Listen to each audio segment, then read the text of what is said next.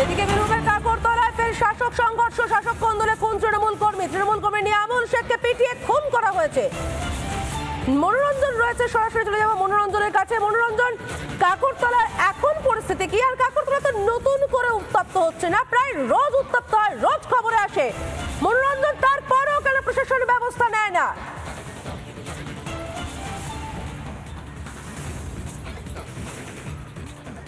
সদিত তুমি যেটা বলছো, দেখো এখান থেকে ওই আমার ভিডিও জার্নালিস্ট দেখাচ্ছে, দেখো খুব বেশি হলে 100 মিটার দূর, সেখানেই কিন্তু যে শেখ কালো যে মূল অভিযুক্ত তার ভাঙড়ি অর্থাৎ লোহার স্ক্র্যাপের যে বিজনেস রয়েছে সে মজুত করা হয়। সেই ভাঙড়ির সামনেই কিন্তু গতকাল শেখ নিয়ামুলকে পিটিয়ে খুন করা হয়েছে বলে অভিযোগ ওঠে। এই হচ্ছে শেখ কালোর বাড়ি। এই কালোর বাড়িতেই কিন্তু কিছুক্ষণ আগে পুলিশ, এই যে কালোর বাড়ি, এই কালোর বাড়িতে পুলিশ কিন্তু এখন ভেতরে রয়েছে, এই দরজার ভেতরে কিন্তু পুলিশ রয়েছে। দেখো তালা ভেঙে পুলিশ ভেতরে ঢুকেছে। আমি আমার ভিডিও জার্নালিস্টকে দেখাতে বলবো, কার্তিককে, যে এই তালা পড়ে রয়েছে, তালা মেরে দিয়ে এই দরজায় তালা মেরে কিন্তু কার্যত বেপাত্তা হয়ে গেছে কালো তার পরিবার।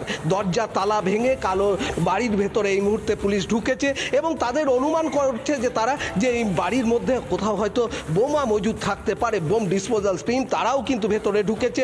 কিছুক্ষণ আগে আমরা দেখছিলাম যে কয়েকজন পুলিশ কর্মী তারা কিন্তু ওই যে ভাঙড়ি অর্থাৎ লোহার স্ক্র্যাপের যে ব্যবসা রয়েছে, যেখানে এই লোহা ভাঙা টিন ভাঙা মজুত করা হয়, সেখানে কিন্তু কয়েকজন পুলিশ ঢোকে এবং সেখান থেকে লোহার রড হাতুড়ি তারা বাজেয়াপ্ত করে।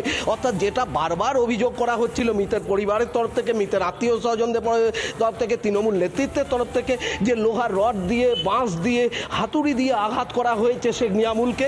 এবং তার পরেই কিন্তু পুলিশ শেষ পর্যন্ত সেই লোহার রড যেগুলো বাজেয়াপ্ত করেছে, পুলিশও প্রাথমিক তদন্তে অনুমান করছে যে এই লোহার রডগুলো হয়তো মারধরের কাজে ব্যবহার হয়েছিল।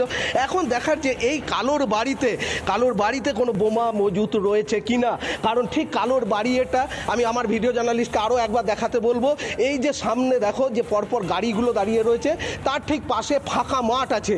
এই ফাঁকা মাঠে কিন্তু যত্রতত্র বোমা পড়ে রয়েছে, যত্রতত্র তাজা বোমা পড়ে রয়েছে, যেগুলিকে পুলিশ পাহারা দিচ্ছে। বোম ডিসপোজাল টিম এসেছে, তারা সেই বোমগুলোকে নিষ্ক্রিয় করবে। তাহলে গতকাল রাতে কি বোমাবাজির ঘটনাও ঘটেছিল, সেই নিয়ে কিন্তু ধোঁয়াশা রয়েছে। যদিও এই নিয়ে অবশ্য কোনো মন্তব্য কোনো পক্ষই করতে চাইছে না। তৃণমূল কংগ্রেস গোষ্ঠীদ্বন্দ্ব মানতে নারাজ, তারা পুরনো শত্রুতার জেরে নিয়ামুলকে পিটিয়ে খুন করা হয়েছে বলে অভিযোগ করছে। এবং এই যে কালোর বাড়ি, কালো কিন্তু এর আগেও একাধিকবার কালোর বিরুদ্ধে বিভিন্ন সময় বিভিন্ন অভিযোগ উঠেছে।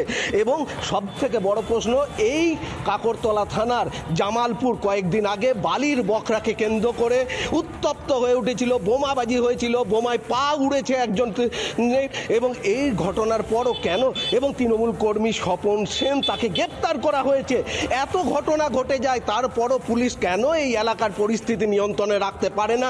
গ্রামবাসীরাই প্রশ্ন তুলছেন, তৃণমূল নেতৃত্বের একাংশ কিন্তু প্রশ্ন তুলছেন যে কোথাও কি পুলিশের নিষ্ক্রিয়তা এর জন্য দায়ী? এদিকে যখন ঘটনা ঘটে গেছে, একে একে দেখো কখনো সিভিক ভলেন্টিয়ার্সরা ভেতরে ঢুকছে, কখনো পুলিশ কর্মীরা ভেতরে ঢুকছেন, পুলিশের একাধিক আধিকারিক তারা দাঁড়িয়ে আছেন বিভিন্ন জায়গায়। কিন্তু প্রশ্ন উঠছে, যখন একটা ঘটনা ঘটে গেল, তারপর পুলিশ মোতায়েন রয়েছে, পুলিশ ক্যাম্প করা হচ্ছে, পরিস্থিতি যাতে আর নিয়ন্ত্রণের বাইরে না যায়, যেটা জামালপুরে দেখা গেছিল, যেটা বড়া গ্রামে দেখা যাচ্ছে। কিন্তু তারপর কেন এটা আগে থেকে করা যায় না? কোনো এলাকায় পরিস্থিতি নিয়ন্ত্রণে রাখতে পুলিশ কেন কঠোর হাতে ব্যবস্থা নেয় না? এই প্রশ্ন কিন্তু গ্রামবাসীরা তুলছেন, এই প্রশ্ন তৃণমূলের একাংশও তুলছেন। সমাদৃতা, এই প্রশ্ন তো উঠছে একই সঙ্গে। মনোরঞ্জন, তুমি আমাদের সঙ্গে থাকো। তৃণমূলের দুই গোষ্ঠীর সংঘর্ষ দীর্ঘদিন ধরে চলছে, বালির বকরাতে প্রাণ গিয়েছে। কেন এই সংঘর্ষ দীর্ঘদিন ধরে চলছে? তৃণমূলের যে পরিস্থিতি কাকরতলাতে আমরা দেখতে পাচ্ছি, তাতে তৃণমূলের তো আর কোনো বিরোধী পক্ষ লাগবেই না।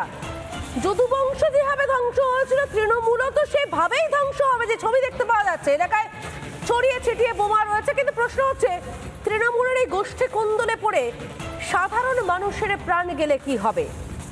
এদিকে তৃণমূল নেতা খুনে শেখ কালোর বাড়ির তালা ভেঙে ভিতরে ঢুকেছে পুলিশ ও বাম স্কোয়াড। বাড়িতে বোমা মজুত রয়েছে কিনা দেখা হচ্ছে। শেখ কালোর যে লোহা টিন ভাঙাচোরা মজুত করার জায়গা, সেখান থেকে লোহার রড হাতুড়ি বাজেয়াপ্ত করেছে পুলিশ। আমি আরো একবার মনোরঞ্জনের কাছে চলে যাব। মনোরঞ্জন, যে ছবিটা আমরা দেখতে পাচ্ছি পুলিশের অভিযানের ছবিটা, কিন্তু যে প্রশ্নটা বারবার উঠছে তৃণমূল তো যদুবংশের মতো নিজেরাই নিজেদেরকে শেষ করছে, বিরোধী পক্ষ লাগবে না, কিন্তু এর মাঝে পড়ে সাধারণ মানুষ যে বিপদে পড়ছে, প্রশাসন কি করছে?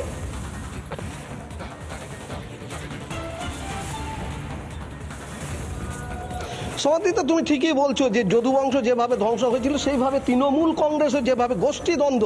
দেখো নানুর, আজ সকাল থেকে আমরা বিভিন্ন জায়গার খবর করছিলাম, নানুর সেখানে বাড়ি পুড়িয়ে দেওয়ার অভিযোগ উঠছে, অনুব্রত গোষ্ঠীর লোকজনের বাড়ি পুড়িয়ে দেওয়ার অভিযোগ উঠছে কাজল শেখ অনুগামীদের বিরুদ্ধে।